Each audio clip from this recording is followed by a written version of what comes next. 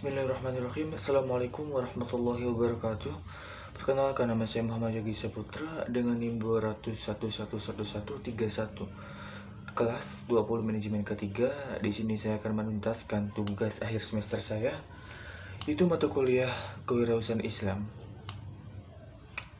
Yang kedua adalah ide apa saja yang bisa dilakukan untuk membantu perekonomian wirausaha muda di desa kita.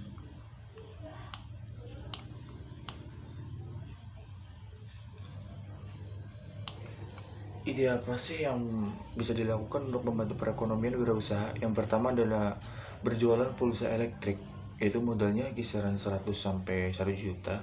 Itu pun juga hanya membutuhkan alatnya cuma smartphone. Inilah ide usaha yang sangat menjanjikan dan dijamin tetap bisa bertahan sekalipun pandemi COVID-19 ini, dengan modal yang sangat terjangkau atau beberapa distributor bahkan menetapkan deposit awal minimal 100.000. Kita juga bisa berjualan pulsa, apalagi lantaran virus corona. Komunikasi melalui smartphone banyak dipilih karena mampu berhubungan dengan orang lain tanpa perlu keluar rumah. Tak perlu langsung menyediakan etalase besar atau menyewa lapak untuk berjualan pulsa. Anda juga memulai usaha dengan menawarkan produk kepada saudara sehingga tetangga.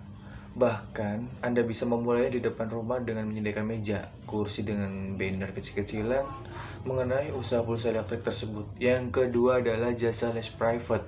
Modalnya hanyalah kemampuan akademis kita. Ya, kita mampu di akademis apa aja yang up gitu loh.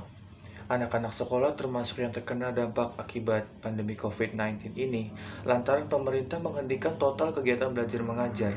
Namun, meskipun begitu, guru-guru masih tetap memberikan tugas rumah agar dikerjakan selama masa liburan darurat ini secara online. Kondisi ini rupanya cukup menyulitkan beberapa orang tua karena tidak semuanya cukup paham pembelajaran semasa sekolah. Yang ketiga adalah kuliner kecil-kecilan, modalnya kisaran 100 sampai 500 ribu. Seburuk apapun pandemi COVID-19 ini nantinya, setiap orang tetap butuh makan kan? Untuk itulah bisnis kuliner jelas tetap akan berjalan dalam krisis ekonomi ini. Tidak hanya memasak, tidak bisa memasak, tak perlu cemas, karena kita bisa mencontek resep dan cara memasak melalui YouTube. Kita tidak perlu memasak yang dirasa merepotkan karena kuliner kecil-kecilan seperti jajanan anak kecil pun akan laris manis. Yang keempat adalah makelar. Lantaran banyak orang yang membutuhkan uang tunai, akan ada yang memilih untuk menjual aset mereka melalui dari kendaraan bermotor hingga properti. Disinilah akhirnya muncul peluang usaha kecil, yakni adalah menjadi makelar. Sebagai seorang makelar, kita bertugas sebagai perantara pedagang antara penjual dan pembeli. Yang kelima adalah toko online. Lantaran pemerintah sudah menganjurkan untuk work from home atau WFH, maka tentunya jaringan internet akan sangat membantu. Sekedar informasi nih, penggunaan internet selama WFH begitu melonjak sehingga kita bisa menjadi peluang bisnis untuk memulai toko online alias online shop.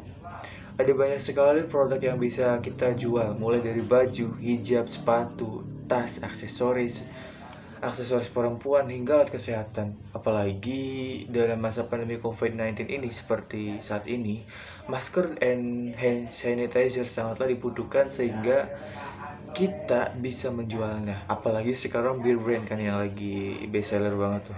Aduh. Yang keenam adalah agen asuransi. Modalnya hanyalah wawasan luas. Menjadi agen asuransi adalah salah satu peluang usaha yang tidak butuh modal dan bisa dimulai setelah kita kehilangan pekerjaan. Tidak bisa keluar rumah dan bertemu calon klien, manfaatkan saja smartphone. Karena kita bisa melakukan promosi produk asuransi and follow up menggunakan WhatsApp. Setiap kali ada polis asuransi yang berhasil terjual, tentu kita sebagai agen akan memperoleh penghasilan. Yang ketujuh adalah jasa penulisan. Modalnya hanyalah keterampilan dan gawai.